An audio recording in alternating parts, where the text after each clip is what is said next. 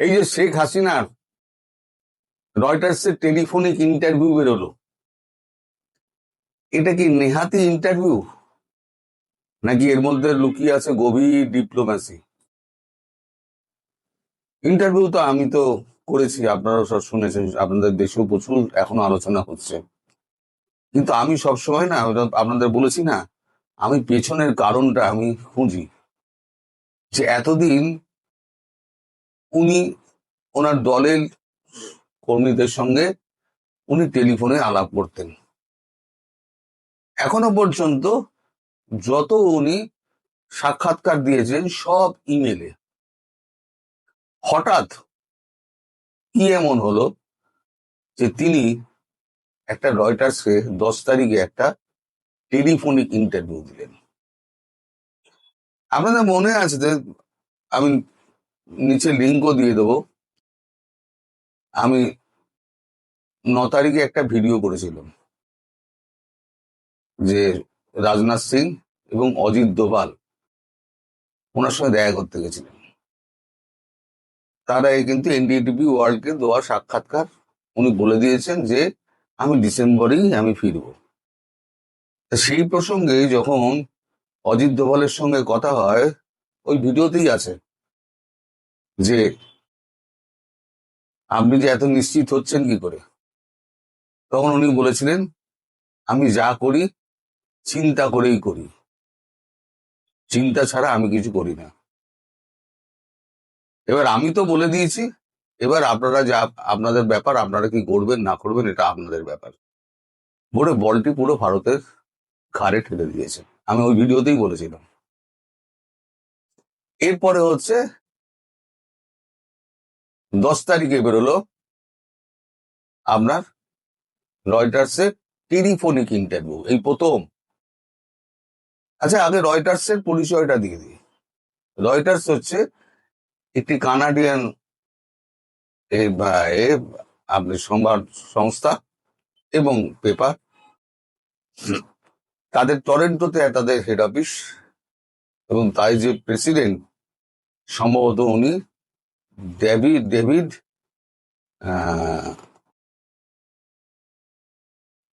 Thomson. 2008 সালে Reuters তৈরি করেন, এবং তার একটাই উদ্দেশ্য ছিল রয়টার্সের বেরোনো রিপোর্ট যেন পৃথিবীর কেউ চ্যালেঞ্জ না করতে পারে। সুতরাং 200% শিওর না হওয়া পর্যন্ত এই রিপোর্ট করা যাবে না, এবং সেখানে সবার কিন্তু বক্তব্য থাকতে হবে সাংবাদিকতার নিয়ম অনুযায়ী। এই যখন বলা হলো না, তখনই ডিপ্লোম্যাটিক চালটা ব্যবহার করা হলো। অজিত দোভাল সোজা যোগাযোগ করলেন একেবারে রয়টার্সের ডেভিড থমসনের সঙ্গে।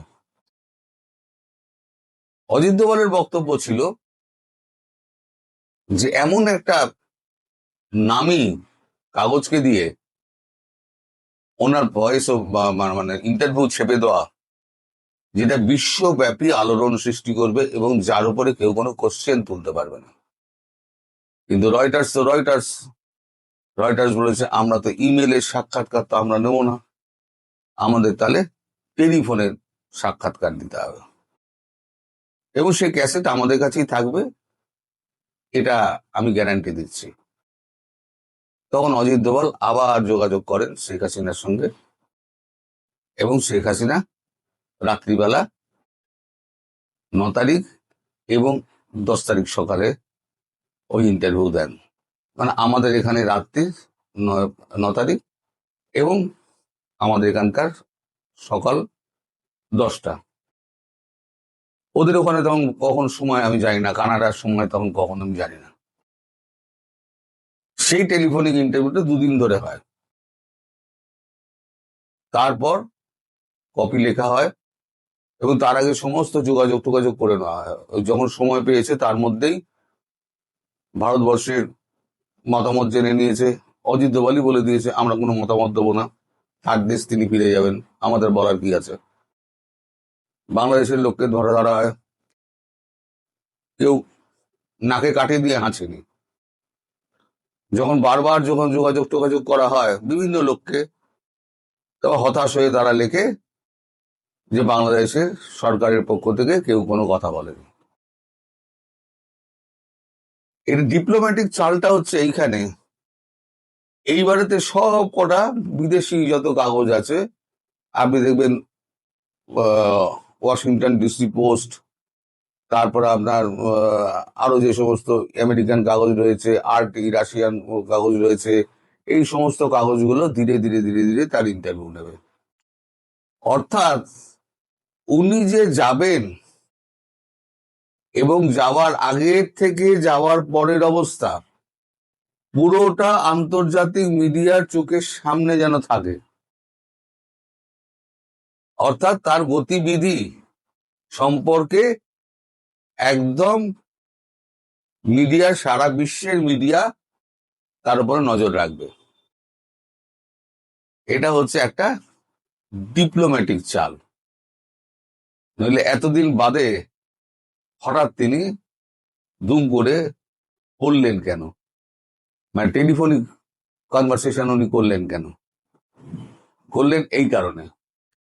আর একটা কারণ আছে, সেটা হচ্ছে একটা টেলিভিশনের সাক্ষাৎকার। সেটা কবে হবে আমি জানি না, কিন্তু একটা বিদেশি টেলিভিশন, খুব নামি টেলিভিশন, তাদের প্রতিনিধিরা আসবে, ভারতবর্ষের বিশেষ সুরক্ষায় তাদেরকে নিয়ে যাওয়া হবে, নিয়ে গিয়ে তারা ওখানে কথাবার্তা বলবেন। এবং ওই প্রথম শেখ হাসিনা মুখোমুখি টেলিভিশনের তার বক্তব্য জানাবেন। অর্থাৎ তিনি মন থেকে গুছিয়ে নিয়েছেন আমি কিভাবে কি করব না করব। এবং যেহেতু ভারতবর্ষের ঘাড়ে ঠেলে দেওয়া হয়েছে, ভারতবর্ষ ঠিক করে নিয়েছে যে আমায় কি করতে হবে।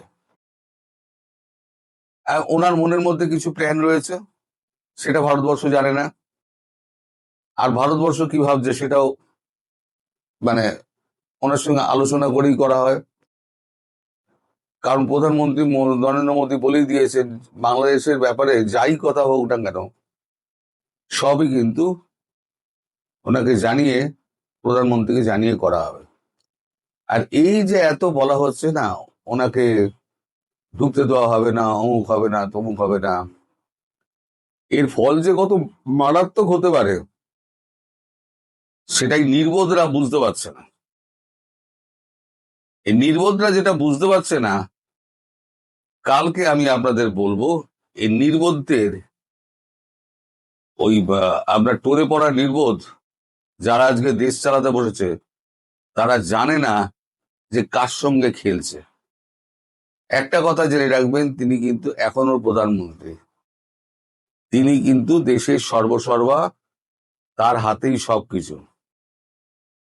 ফলে তাকে দেশে ঢুকতে দেব না, এত বড় কথা যারা বলে তারা নিহাতি মূর্খের স্বর্গে বাস করে। আন্তর্জাতিক মিডিয়ার যে প্রেসার, তা তো জানে না সেটা কোথায় যেতে পারে। আচ্ছা ফাঁসির আসামিকে পর্যন্ত ছেড়ে দিতে হয়, আর একটা প্রধানমন্ত্রীকে দেশে ঢোকা তো কোনো ব্যাপারই না। এবার যেটা দাঁড়াচ্ছে ধীরে ধীরে, আমার যেটা মনে হচ্ছে, আমি যেটা বলেছিলাম উনি প্রধানমন্ত্রী হিসেবেই হয়তো ফিরবেন, আমি আজকে আপনাকে বলে দিলাম। যেদিকে অঙ্ক এগোচ্ছে, আমি গতকালকে হয়তো বলেছিলাম বেশি বলে ফেলেছি, এখন অঙ্ক যেদিকে এগোচ্ছে তাতে আমার পূর্ণ বিশ্বাস তিনি প্রধানমন্ত্রী হিসেবেই দেশে ঢুকবেন। এবং তার আগে এই যতই যে বাধা দেওয়ার জন্য উঠে পড়ে লেগেছে না, সব হচ্ছে ভয়ে, তারা সব দেখবেন ভেঙে গেছে, সব ভেঙে যাবে, একটাও দেশে থাকবে না। পুরো দেশ আওয়ামী লীগ একেবারে করে নেবে, দখল করে নেবে। এই কারণটা আপনাদের বলে দিলাম, এটাই হচ্ছে কারণ। আর কালকে বলবো, আজকে যারা বলছে ঢুকতে দেব না, তারা কত বড় সর্বনাশের গর্ত খুঁজছেন, কত বড় সর্বনাশের গর্ত খুঁড়ছেন, সেইটা আমি কালকে বলবো। আজকে আর ভিডিও লম্বা করবো না, সবাই